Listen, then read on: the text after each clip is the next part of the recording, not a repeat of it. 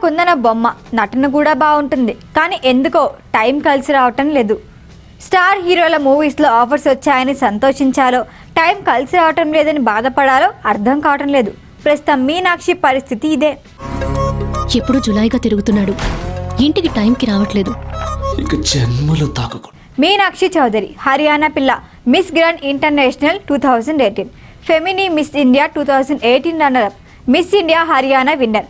ఇలా అందాల పోటీల నుంచి హీరోయిన్గా టర్న్ అయిన అమ్మాయి ప్రస్తుతం ఆమె పరిస్థితి ఎలా ఉందంటే ఆనందానికి బాధకి మధ్య కొట్టుమిట్టాడుతోంది. అక్కినేని హీరో సుశాంత్ హీరోగా వచ్చిన ఇచ్చట వాహనములు నిలపరాదు మూవీతో టాలీవుడ్లో అడుగుపెట్టింది. ఆ తర్వాత రవితేజ కిలాడీలో ఛాన్స్ కొట్టేసింది. ఆ మూవీస్ బాక్సాఫీస్ దగ్గర పెద్దగా వర్కౌట్ కాలేకపోయినా అడవి శేష్తో కలిసి నటించిన హిట్ 2 మంచి బ్రేక్ ఇచ్చింది. ఈ మూవీలో గ్లామర్ షో చేయటమే కాదు, ఇంటిమేట్ సీన్స్లోనూ మొహమాటం లేకుండా నటించింది. హిట్ 2 హిట్ కావడంతో నేరుగా మహేష్ బాబు గుంటూరు కారంలో ఆఫర్ అందుకుంది.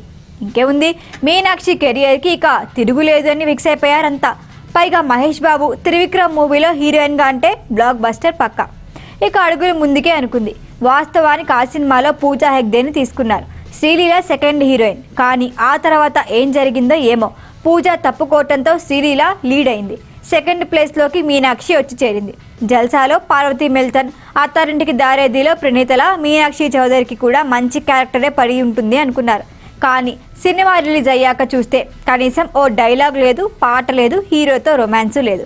అలాంటి క్యారెక్టర్కి హీరోయిన్ అవసరమా అనే కామెంట్లు వినిపించాయి. పైగా మూవీ ఫ్లాప్ కావడంతో మరింత బెడిసికొట్టింది. కట్ చేస్తే Thalapathy Vijay The Greatest of All Time movie రీసెంట్గా థియేటర్లోకి వచ్చింది. అందులోనూ హీరోయిన్గా నటించింది మీనాక్షి చౌదరి. విజయ్ డ్యూయల్ రోల్ చేయగా స్నేహ, మీనాక్షి నటించారు. ఇందులో స్నేహ పాత్రకి ఎక్కువ సీన్స్, పవర్ఫుల్ డైలాగ్స్లు పడ్డాయి. స్నేహకి న్యాయం జరిగింది, కానీ ది గోట్ మూవీ పరంగా మీనాక్షికి మళ్ళీ అన్యాయమే జరిగిందని చెప్పుకోవాలి. అసలు ఆమె క్యారెక్టర్ లేకపోయినా పర్వాలేదు అనే స్థాయిలో ఉంది.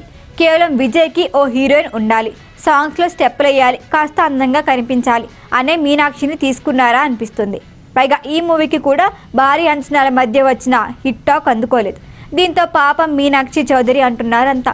టాలీవుడ్లో మహేష్ బాబు, కాలీవుడ్లో విజయ్ లాంటి స్టార్ హీరోలతో కలిసి నటించిన అమ్మడికి టైం కలిసి రాలేదు అని కామెంట్లు వస్తున్నాయి.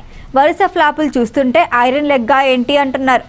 అయితే ఇప్పటికీ కూడా ఈ హర్యానా బ్యూటీ కెరియర్కి వచ్చిన నష్టం ఏమీ లేదనే చెప్పాలి.